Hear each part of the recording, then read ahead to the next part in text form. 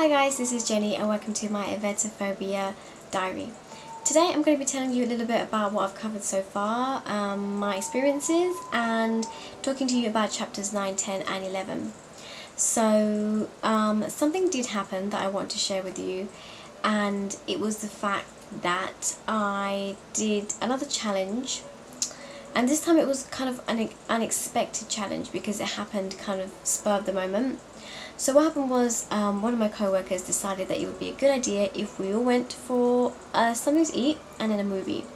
And we went that day, we planned it that day, and I thought it would be a really good idea to go along because I just wanted to challenge myself in a situation that I couldn't really control at that time because it was so spur of the moment. So I went, and the meal was fine, absolutely fine, and when I got into the cinema I was actually feeling okay. But then a couple of minutes into the movie I started to feel some anxiety rise, and I tried to control it with the skills that I have now with Thrive, and I was able to control it, but then it kept coming back and back, and all the unhelpful thinking styles started to come back into my head. And at the end of it, when I came out, I didn't feel very good about myself. I felt kind of like I didn't feel confident anymore. So after I had the consultation with my Thrive consultant, she actually told me that having a blip is totally normal and very common, and that I shouldn't kind of dwell on it at all, that I should just keep going and thinking about the positives, which I am doing. And there is actually a chapter on here which talks about that, about how, you know, we dwell on it, and I did dwell on it for about 3 days actually. And now thinking about it, you know, I shouldn't have done that, but you know, Thrive is something that you really do have to enforce and reinforce, and you know, kind of really takes extensive effort to put in, but it is so worth it. And you know, I feel a lot better for that. I feel like it's something completely natural and human, and that's not going to stop me from doing other challenges in the future. So now that's over with, let's talk about chapter 9. So chapter 9 is all about the language that we use. It actually talks about things like calling it a phobia instead of calling it a fear. It's kind of like you're catastrophizing one really small basic word to make it into something really big and unnecessary. So it just talks about how to change your words, which I think is really important, because I always use really kind of over the top words like terrible and disgusting and horrendous and things like that. So changing it does kind of put another positive twist on it, and it makes you feel a little bit better overall.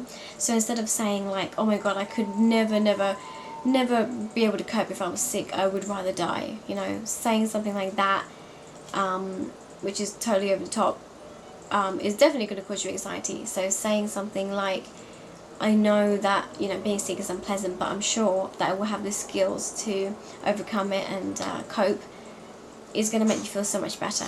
So this is a really useful chapter.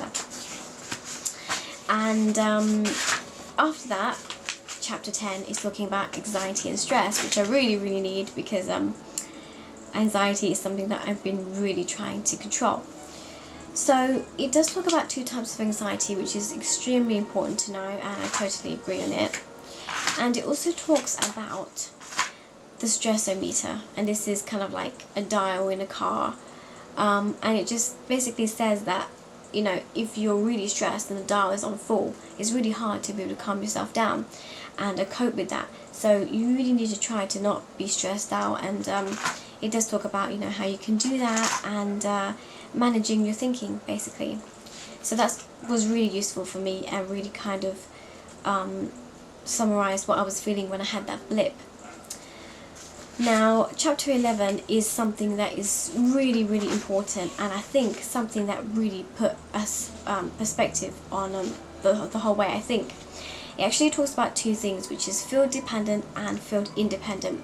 Field dependent is just how you generalize things, but field independent is how you can kind of stop yourself and take a step back and really look at the bigger picture.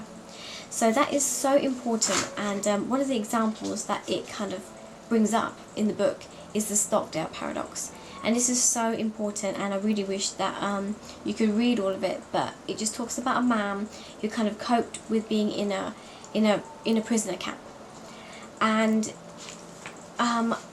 this paradox, or in other words, this kind of way of thinking, is very similar to what I kind of made for myself, and that is the fact that I'm a big Lord of the Rings fan. So as you can see, I have the elven leaf that Elrond, the elf, nobody's going to know what I'm talking about if you don't actually understand or have seen the movies or read the books, but he gave this to each of the Fellowship, including Frodo. And the reason why I bought it and I'm wearing it is because in the movie Frodo has the one ring. He's got this one ring, the ring of all power, and it's been brought upon him. He didn't want it to happen. He wished it never came to him, kind of like emetophobia. So even though he's never stepped out of the Shire and he has to go and, you know, destroy this ring, along with his friend Samwise Gamgee, you know, they go and they've never been outside before, and Frodo doesn't have the strength almost to go and do it, but he does, you know, through the thick and thin, through all the sweat and the blood and everything, he goes and he destroys it. And that kind of motivation makes me feel, you know, how I feel with emetophobia. Like, I didn't want it to happen to me, but it has happened. But in reality, it actually hasn't happened to me. I'm doing it myself. So in a way, it's not really like Frodo, but it is in the fact that, you know, he thought he didn't have all these skills, this bravery, this courage, but in the end, he did. And Samwise Gamgee was like his motivation, his encouragement, and that's what I'm going to be for myself. So I will call it the Frodo and Sam paradox for myself. So I think it's really useful if you have some kind of thing that you can imagine that will help you, something that you're really passionate about, that can help you, you know, understand more about yourself and understand how you can overcome this and be powerful. So like I said, this is an extremely good chapter, and not only does it talk about the Stockdale Paradox, but it also talks about you know, going into kind of deeper subjects like significant others, and also, you know, about cycles of behaviour that you might have, and kind of breaking down things for you to see,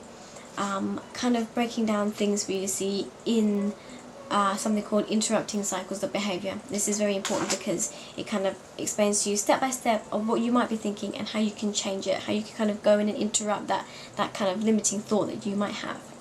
So this is really good, and what I've also been talking to my thrive consultant about is one of the things that I really want to challenge myself on is actually going up a mountain, kind of like Frodo.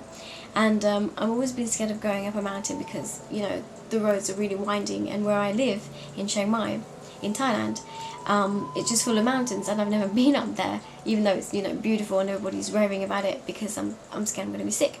So I said to her that I was going to do that maybe in a week or a month, but she said that maybe I should do it sooner than I think. So I think I might do it. I just might do it. I'm going to have to see. But if I do, I'll tell you about it next week. So looking forward to talking to you next week. Bye guys.